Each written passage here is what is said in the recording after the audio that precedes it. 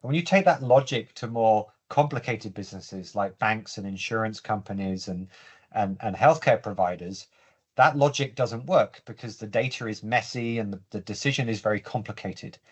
So if the 1980s and 90s were all about human knowledge, and then we've had sort of 20 years plus of everything being about data, we now have the opportunity to fuse and combine these together for a new future where we can have the power of prediction, but we can also have the power of causal reasoning and the ability to embed human knowledge and escape everything being about data. Now, so you mentioned something that I believe it makes a lot of sense, that is losing what the human has if we just rely on data. And in fact, part of our offering, joint offering is on that, right? Is don't miss what you believe that people already know. Sometimes they cannot even explain. They will say it's common sense or it's my experience that tells me that, right? And in fact, majority of times they are right because the experience, many times you cannot put that into data, right?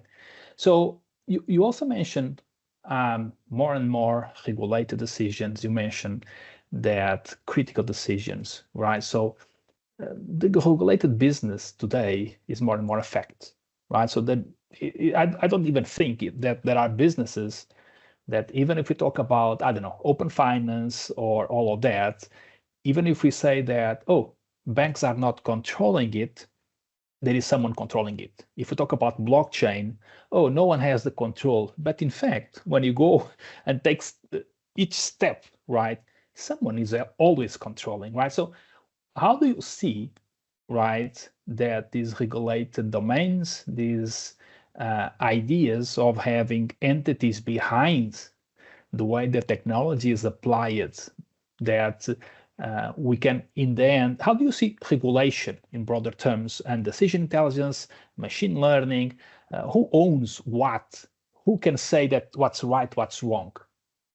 Yeah, look, it's a good question, and it's quite a big area, isn't it? Because I think the bigger challenge. So it's perfectly right to say who gets to decide, right? I think that's a perfectly valid question.